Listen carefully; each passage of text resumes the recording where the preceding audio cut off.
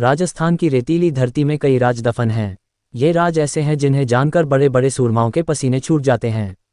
कुलधारा गांव और भानगढ़ का किला ऐसे ही रहस्यमय स्थानों में से एक है जो भूतः स्थान के रूप में पूरी दुनिया में जाने जाते हैं। कुलधारा और भानगढ़ से अलग एक और रहस्यमय स्थान है केराडू। ये राजस्थान के बाड़मेर जिले में स्थित है।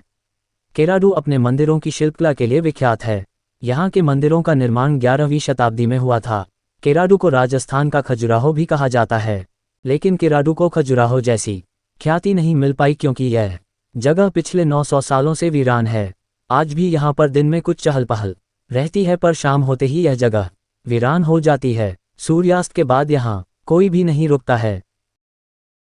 राजस्थान के इतिहासकारों के अनुसार केराडू शहर अपने समय में सुख सुविधाओं से युक्त एक विकसित प्रदेश था, जहां दूसरे प्रदेशों के लोग व्यापार करने आते थे। केराडू के मंदिर के विषय में ऐसी मान्यता है कि यहाँ शाम ढलने के बाद जो भी रह जाता है वह या तो पत्थर का बन जाता है या मौत की नींद सो जाता है।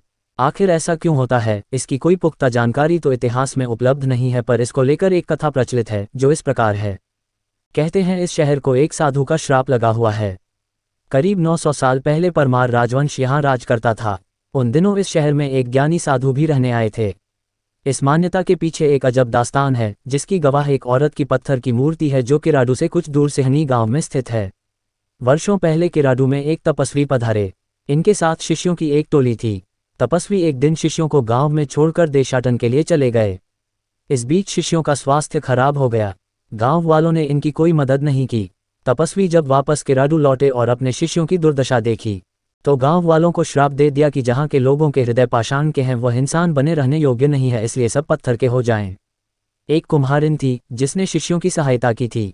तपस्वी ने उस पर दया करते हुए कहा कि तुम गांव से चली जाओ वरना तुम भी पत्थर की बन जाओगी, लेकिन याद रखना जाते समय पीछे मुड़कर मत देखना। कुम्हारिन गांव से जाने लगी तो उसके मन में ये संदेह हुआ कि तपस्वी की बात सच भी है या नहीं। वह पीछे मुड़कर देखने लगी तो वह भी पत्थर की बन गई। सिहनी गांव में कुम्हारिन की पत्थर की मूर्ति आज भी उस घटना की याद दिलाती है।